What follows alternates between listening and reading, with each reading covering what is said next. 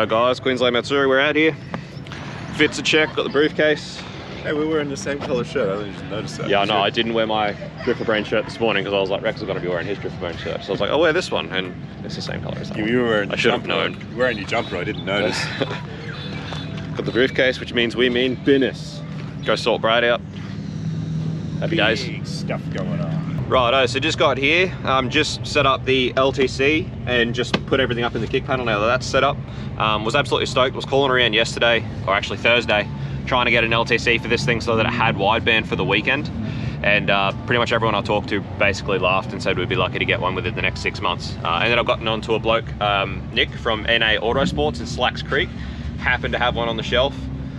So absolute huge thank you to Nick there at NA Autosports for selling that to me, considering how hard they are to get at the moment. I have a feeling he's probably not going to be able to get another one for a long time, and he decided that he would sell it to us. So can't thank him enough, but absolutely stoked that this thing's going to have wideband for the weekend, considering the tune was fairly rushed and the injector data is obviously not right for the MoTeC. So I feel a lot more comfortable about this thing having wideband. So we're here, crack of dawn. We've got another customer we've got to go see as well that we tuned. That forged R31 is doing a few things that we've got to sort out. So we'll go see him as well, but we wanted to get here early and get this sorted out. I want to be out in the car with Brad for the first few laps to make sure this thing's not going to have any issues. And then once we're pretty confident that the car's going to be fine with the MoTeC and everything else, then yeah, we'll just spectate for a while and head home. But thought I'd film it while we're down here. So let's see how this LTC works out.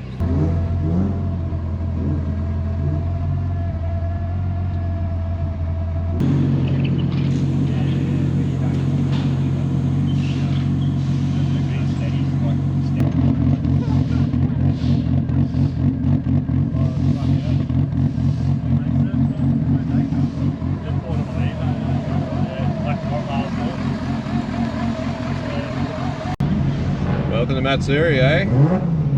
Already lined up, not even on track. I only just got out of the passenger armband line too.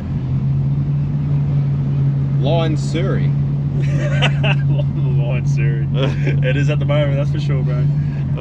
So they say no loose items in the car, so I've sort of just like shoved the laptop under the seat until we get out on track.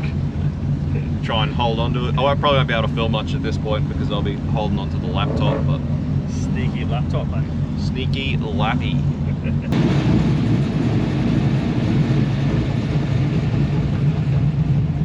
Blowers on the track, jeez. Does it come off good? Alright, so we've been out on track for like 40 minutes now. Still haven't gone anywhere. Still not one run. Still not one run. I don't miss this about Matsuri. You lost your doodle. Alright boys and girls, not what you want on your first run. She caught a bit of fire. So Brad's always had some issues with this catch can setup, just breathing heaps of oil, basically shooting heaps of oil out. It has been a problem since the start, but because it's RB, I generally, when I fill RBs, I did the last oil change, I just overfill them a little bit, just because of their tendency to get surge problems. Even though this one's got an aftermarket sump, I still overfilled it a bit, but Brad's let me know that he reckons any more than 7 litres, and that's when he has lots of issues with this thing spurting oil out everywhere. So I definitely put more than that in it, and we think it's just pretty much leaked oil onto the manifold, which has got the heat wrap on it, and just that caught fire. So try and sort this out, get this sorted. Shit communication by me, mate, eh? Oh. It's funny, we got back and I was just saying to Brad that we should look into, Boost Stock actually makes a cover for the cam caps, which is like a baffle, which is meant to help these a lot with breathing out the cam covers but not pushing oil out. And Brad has informed me that he actually literally has a set at home ready to go on this thing, but he just hasn't put them on yet. Oh God. So anyway. I'm a drifter. Bloody drifter. That's it. If it works, don't touch it. Here we are. No, I want to have a look. Let's see if we can relocate this, I think. Just for the weekend. Yeah. See what we can do about it. But anyway, we'll be back on track soon. It's just burnt some fire, some wrapping, heat wrapping. Doesn't look like anything else is damaged, so all happy days. It's not that bad. Bit of wiring singe. All right, guys, so it was just as I thought. Basically, because you're coming in and always on and off the throttle at such high RPM, it really is parts of the fuel map that we just didn't see on the dyno, and they did need some work. So glad that I got that that LTC, because otherwise I wouldn't even know. So absolutely awesome. So I've had to work those maps, those areas in the map a bit. Managed to get some good data on that run, even though we caught fire. We've cleaned everything up, drained the heap of oil out, tried to sort of cover all bases just to get us back out on track. But I'll be changing quite a bit of this when we do the new hot side. I'm going to change quite a bit of this so that we don't have these sorts of issues. Would be the plan, and put those bloody baffle plates in the cam covers. Baffle plates it is. Yeehaw. All right, guys, the old weight in line Suri. Honestly, these tire barriers, this whole new direction is a joke. Me and Rex were just talking the amount of, like, for how long we've been coming to Matsuris, we don't remember ever seeing anyone have to be taken off the track in an ambulance.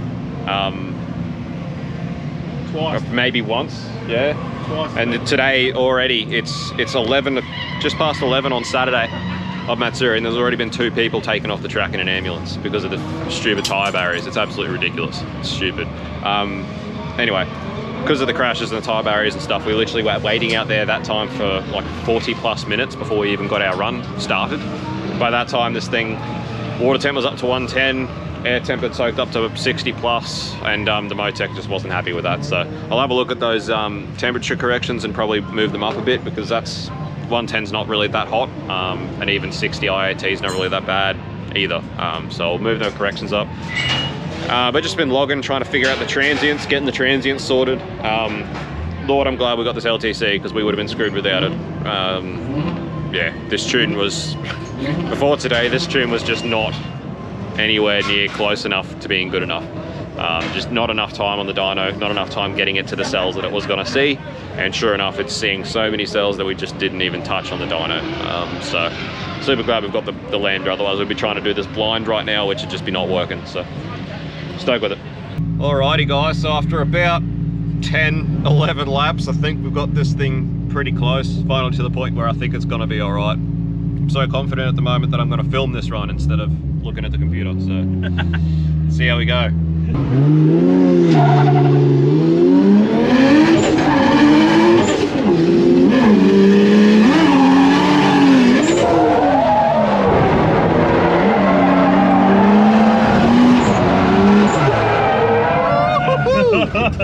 Now we're cooking.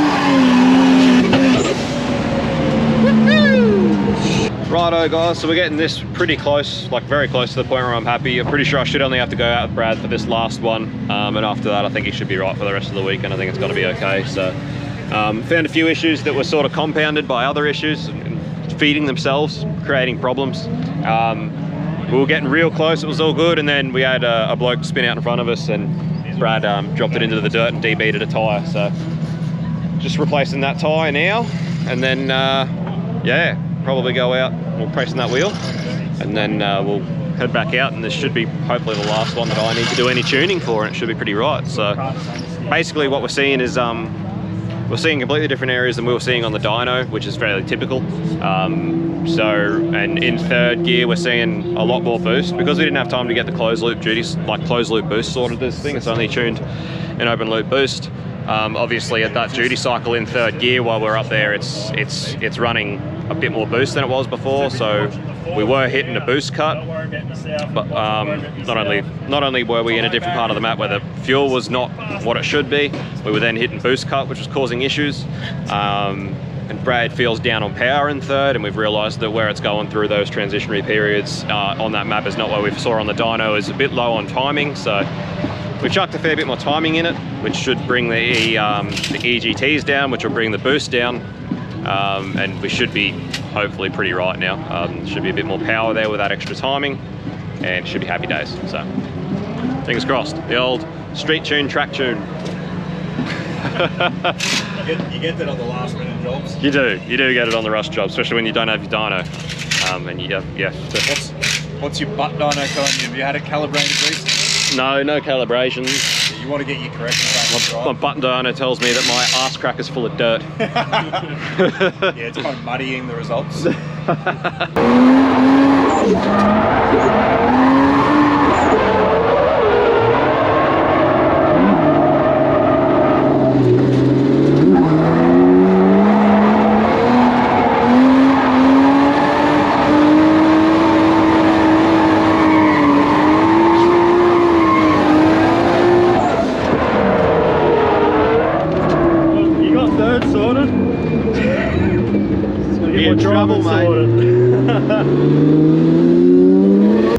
Yeah, that's much happier.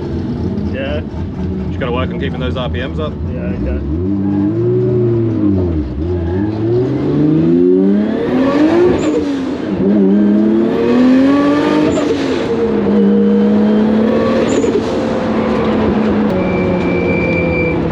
Yeah, back to around that 260 kPa. Okay. Feels good.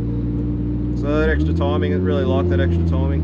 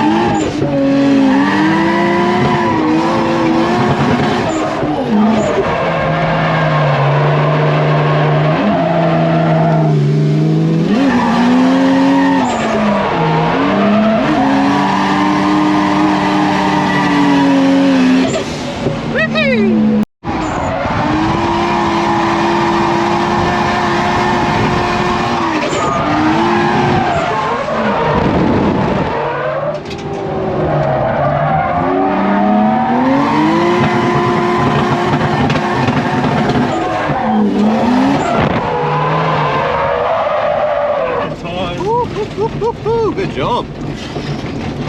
Good work. Careful of this. It's fucking rough as guts. Fucking river strip.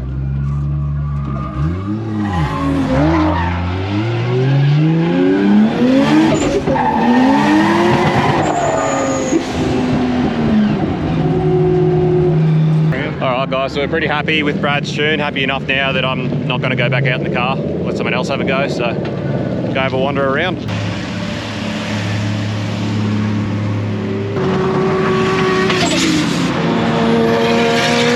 Righto guys, so we're just heading out, going home.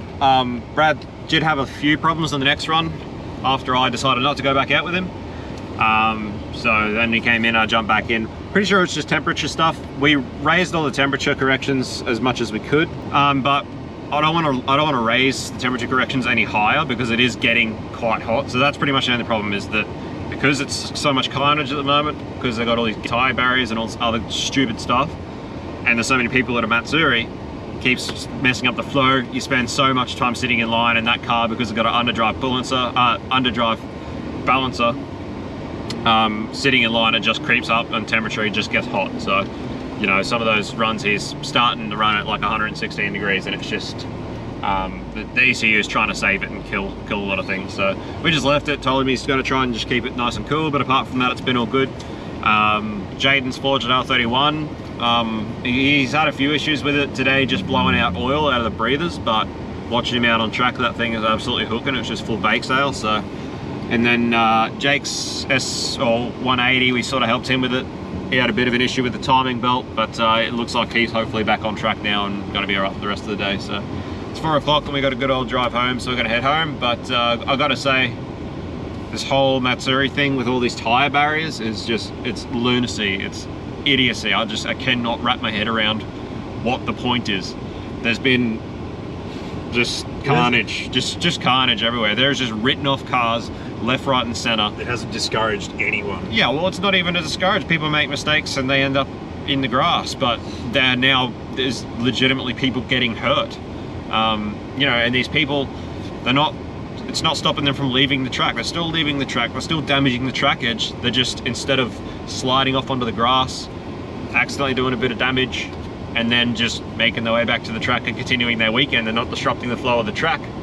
Instead, they're smashing a tire barrier, still doing all the same damage, but more damage to them in the car.